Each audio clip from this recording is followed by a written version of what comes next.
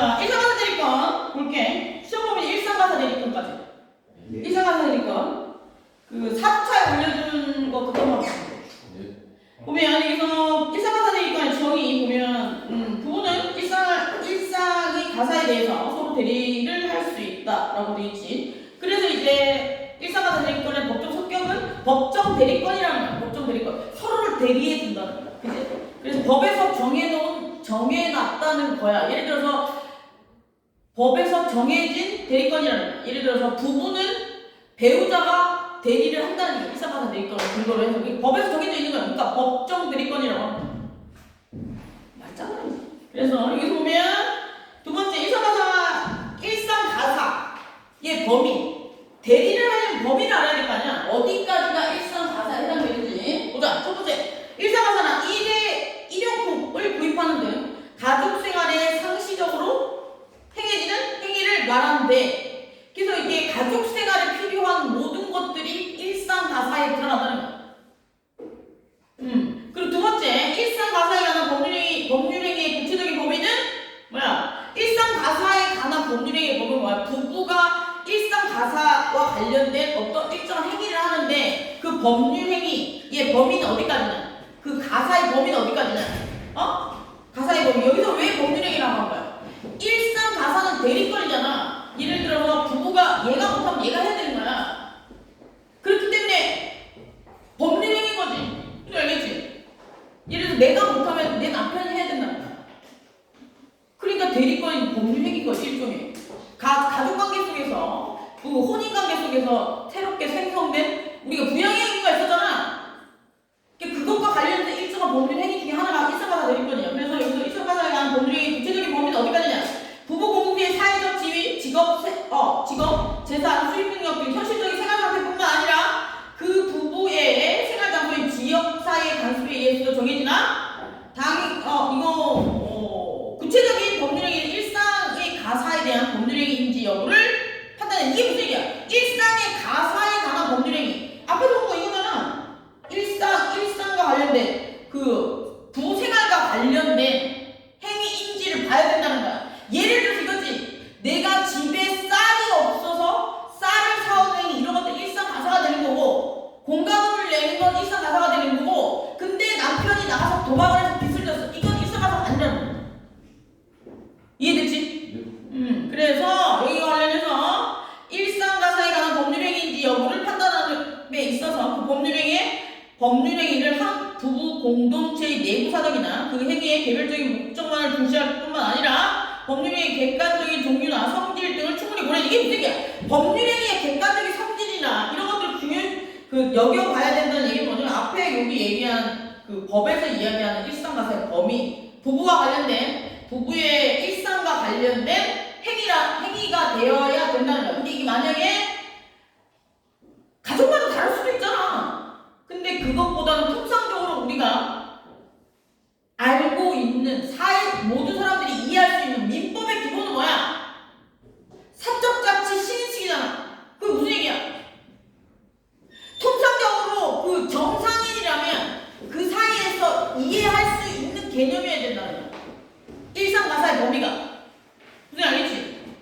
그러니까 집에서 생활하는 것과 관련된 것이어야 된다는 거야. 근데 만약에 그 부부가 되게 특이하게 생각을 한다고 했을 때, 그게 만약에 예를 어떤 걸 들어야 될지 모르겠지만 생각을 해볼게.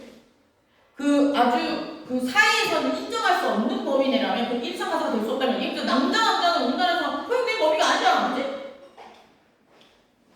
그건 좀 그렇다. 부부가 돼야지 일상가사가 되는 거야. 사실혼관계에서 일상가사 대리권이 성립될 수 있으니까 그럴 수도 있겠네. 사실혼은 법률론이 아니니까. 그러니까 이제 사회적으로, 통상적으로 그 사이에서 인정할 수 있는 범위 내야 된다. 오케이. 그리고 두 번째, 보자. 밑에 판례. 일상가사를 부정한 판례는 일상가사가 아니다라고 얘기한 거야. 부동산 처분, 남편 소유의 부동산을 매각하는 것과 같은 처분행위. 처가 뭐야? 자가용을 구입하기 위해 타인으로부터 금전을 차용한 행위. 그리고 별가의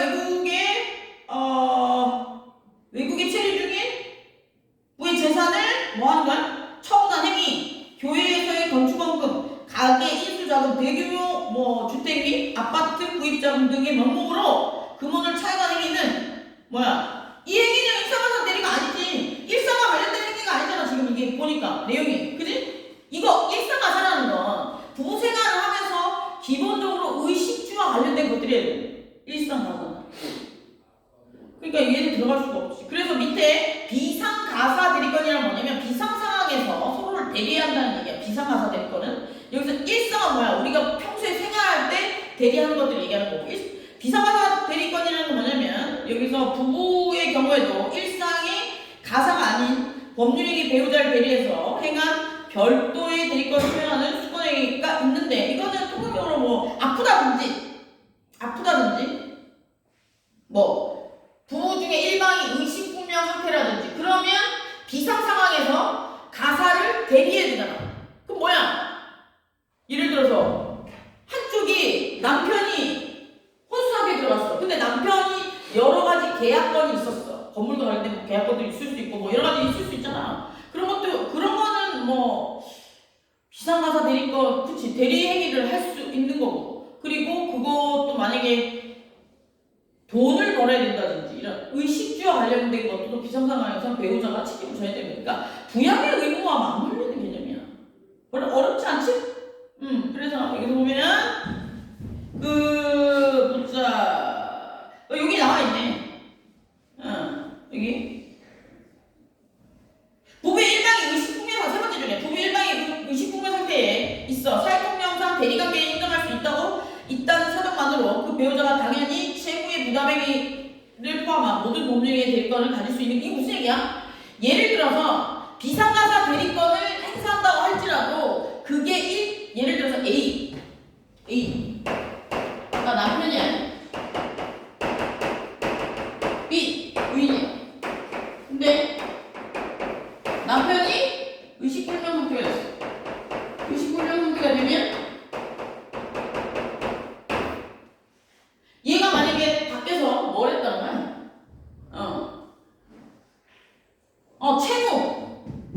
채무.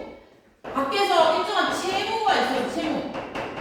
이거는 안에서 있었던 채무가 아니고, 그 집 안에서 있었던 집 밖에서. 그러니까 우리가 생활과 관련된 채무가 아니었던 거야. 자신의 개인적인 채무가 있을 경우에 어떻게 되냐? 대리행위를 한다는 건 그 사람을 대신해서 하는 거거든. 그러면 이 집 밖에서 박자 이거 맞니? 와, 한글에 걸. 집 밖에서 생긴 채무를 대리할 수 있느냐? 이거 비상상황일 때 그건 할 필요 없다는 거야. 그러면 채무자는 어떻게 해야 돼? 얘가 깨어날 때까지 기다려야 되는 거야. 얘가 못 깨어나면 어떻게 돼? 어떻게 돼? 얘가 만약에 의식불명 상태가 됐어. 그러니까 죽었어. 부인은 여기에 대해서 살아있는 동안은 비상가사 대리권이 있다고 하더라도, 대리 의무가 있다고 하더라도 그걸 갚을 필요가 없단 말이야. 근데 제가 죽으면 갚아야 돼. 그럼 뭐가 돼? 상속. 채무도 상속된다. 그치? 그러면 어떻게 해야 돼? 상속 포기를 해야지. 그치? 그러지 않으면 어떻게 돼? 얘는 190. 모든 나라에 신청하는 것은 90일이야. 이해됐니? 비상가사 대리로 끝나면 안 돼. 비상가사 대리에서 발생한 채무를, 얘를 비상가사 대리와 관련해서 생겼던 채무를 집 안에서 생긴 채무라면 갚아야 돼. 집의 의식주를 해결하기 위해서 생긴 채무라면 갚아야 돼. 배우자가, 살아있는 배우자가, 의식이 있는 배우자가. 그런데 뭐야? 만약에 밖에서 자기의 개인적인 용도로 만약에 생겨 벤츠 사는 게 내 개인의 욕구 충족을 위해서 벤츠를 샀어. 그러면 그게 이상화가 될 수 있겠냐? 가사의 범위에 들어가니? 가사의 범위에 들어간다고 볼 수 없어. 그건 굳이 왜 가정에 벤츠가 필요하냐고. 그지? 돌아다니면 되지. 무리해서 빚까지 내가면서. 그럴 경우에 그런 거 갚을 필요 없다는 거야. 무슨 알겠지? 예를 들어 생활비가 없어서 빌렸어. 그럼 갚아야 돼. 그래서 근데 만약에 예를 들어서 사치를 위해서 벤츠를 샀는데 그 벤츠 산 때 돈을 빌렸는데 그걸 안 갚고 즉 저기 남편이 죽어버렸어. 그럼 이건 상속으로 넘어가는 거야. 일상가사가 아니고 가사가 아니고 가사 대리권이 아니고 일상가사 대리 뭐 비상가사 대리가 아니고 상속으로 넘어가니까 또 다른 문제라는 거야. 무슨 알겠지? 그래서 여기서 뭐 비상가사 대리권이라고 이게 채무를 부담하는 채무의 부담 행위를 포함한 모든 법률 행위가에서 대리권을 가진다 볼 수 없다. 이런 것들은 대리권이 없다는 거야. 갚을 필요가 없다는 거지. 대리권이 없다는 얘기. 오케이. 그리고 일상가사 대리의 책임. 대리 일방 원칙에 따른다면 대리 일방 원칙이 뭐야? 일상가사에 관한 대리행위 효과는 타방에게 지속된다는 얘기가 뭐야? 예를 들어서 남편이 밖에 나가서 생활비가 없어서 채무에 예를 들어서 애기 옆에 같이 사는데 남편이 생활비가 없어서 밖에서 돈을 빌려왔어. 그러면 얘가 못 갚으면 얘가 갚아야 된다는 얘기야. 이게 일상가사 대리라고. 생활비의 경우에 일상가사와 관련된 일상생활과 관련된 거. 부부생활, 가족생활과 관련된 빚이랑 갚아야 된다는 거야. 그래서 안 갚으려면 어떻게 하면 되지? 그냥 안 갚을 수가 없어 이건. 이혼해도 갚아야 돼. 이혼할 때 재산분할하고 안 갚을 수 있는 거. 재산분할을 하게 되면 집도 상속되는 거니까 야 이혼해도 갚아야 돼. 그러니까 배우자를 잘 살펴 결혼하면 얘가 어디가 사채 땡겨온 게 아닐까. 그래서 깍딱 정당 갚아야 된단 말이야. 여기 보면 일상가사 대리의 책임과 관련해서 대리의 일방을 책임다는 일상가사에 관한 대리에게 효과는 타방의 배우자에 귀속된다. 그런데 민법은 부부의 일방이 일상가사에 관해서 제3자와 법률행위를 할 때는 다른 일방이 이로 인해서 채무에 대해서 연대 책임을 진다는 얘기가 뭐야? 남편이 밖에 나와 돈을 빌렸어. 돈을 빌렸어요? 그러면 얘가 남편 못 갚아. 그 연대 보증 아까 알려줬지. 연대 보증은 뭐야? 준 채무자와 동등한 위치에 있다는 거야. 그럼 연대 채무를 진다는 얘기는 뭐야? 남편이 빌려왔어도 그게 생활비라면 내가 갚아야 된다 이거야. 남편한테 올 필요도 없어. 남편한테 갈 필요도 없고 남편한테 받든 부인한테 받든 둘 중에 아무데나 가서 받아든다. 연대한다는 건 그런 거야. 되게 위험한 거야. 법에서 연대의 개념이 들어가면 그 사람이 못하면 내가 하겠다 이건 연대라는 얘기 쓰는 거 아니야. 법에서 그런 얘기야. 근데 뭐 일상생활에서는 아무 뜻이 없다면 써도 되지. 그래서 제3자의 법률행위를 한 때에는 제3자에게 법률행위 했다는 얘기는 뭐야? 채권 채무가 생겼다든지 매매 계약을 했다든지 아파트를 팔았다든지 이랬을 경우는 어떻게 되느냐? 이렇게 다른 일방이 그로 인한 채무를 연대하여 지속돼 있대. 연대 채무가 있다는 거지. 그리고 이제 일상가사 대리행위에서 부담한 일상가사에 대한 채무에 대해서도 부부가 연대 그러니까 우리 부부 생활과 관련된 모든 것들은 부부가 서로 책임을 진다는 거야. 처음에 배웠잖아. 부양의 의무, 협조의 의무, 정조의 의무 하나 더 있었는데? 잠시만. 부양의 의무, 동거의 의무. 그래. 부양의 의무에 다 들어가는 거야. 일상가사가. 내가 못 보면 남편이 돌아서 나 먹여 살려야 되는 거지. 그게 결혼 아니야? 그래서 난 결혼하면 집에 있으려고. 왜? 집에 있으면 안 되냐? 재테크 따위는 안 해. 뭐하러 걸어. 난 집에 있을래. 지금까지 본 것만 해도 화나. 진짜. 현모양처 꿈이었는데. 니들이 20대에 꿈을 꾸지 마라. 20대의 꿈이 안 이루어지더라. 난 현모양처 꿈이었다. 현모양처가 무슨. 현모양처 남편을 데리고 와야 될 뿐. 보자. 그래서 여기서 보면 그런 얘기들이 나와. 그럼 두 번째, 이 일상가사 대리에 의해 부담되는 채무에 대해서 부부가 연대해서 책임을 지므로 일상가사 대리에 있어서 현명주의. 현명주의라는 건 뭐냐면 통상적으로 우리가 알고 있는 사회 상식 뭐 이런 것들을 얘기하는 거야. 그래서 현명주의 완화가 뭐 이렇게 유연하게 현명주의가 유연하게 적용된다. 이거 빼버려. 연대하여 지므로 일상가사 대리권에 있어서는 뭐 대리행위를 함에 있어서 그 행위가 본인을 위한 것임을 표시하는 것이 원칙이지만 부부가 연대의 책임을 굳이 표시할 필요가 없다고 한다. 그래서 일상가사 대리라는 건 일상생활에서 필요한 모든 것들을 얘기하는 거야. 그 모든 것들은 서로에게 생활비라고 쉽게 생각해보자. 생활비는 A가 남편이 빌려든 부인이 빌려든 서로 다 변제해야 된다 이 얘기야. 판사들이 써서 되게 어렵게 느껴지는 거지.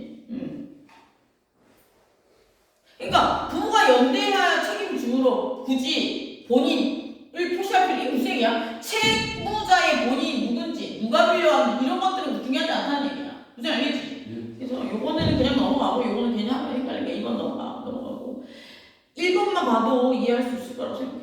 일상가사 대리권의 제한. 일상가사 대리권은 어디에서 제한될 수 있느냐? 제3자에게 대항하지 못한대. 예를 들어 A와 B 살고 있는데 제3자에게 예를 들어서 만약에 채무 제3자에게 대항하지 못한다. 일상가사 대리권. 예를 들어서 뭐 밖에 남편이 나가가지고 생활비를 빌려왔잖아. C한테. 그럼 얘가 제3자가 되는 거잖아. 그치? 얘한테 가서 잠시만 이걸 어떻게 설명해 줘야 되지? 잠시만 밑에 거 보고 하자. 이거 얘가 생각이 안 난다. 일상가사 채무에 관한 연대책임. 연대책임은 뭐 서로 연대해 준다는 얘기고. 제3자에게 대가지고 제3자에게 얘가 뭐였지? 잠시만 찾아보자. 이게 얘가 생각이 안 나. 모르는 거 모른데 해야지. 자, 그거는 했던 거고.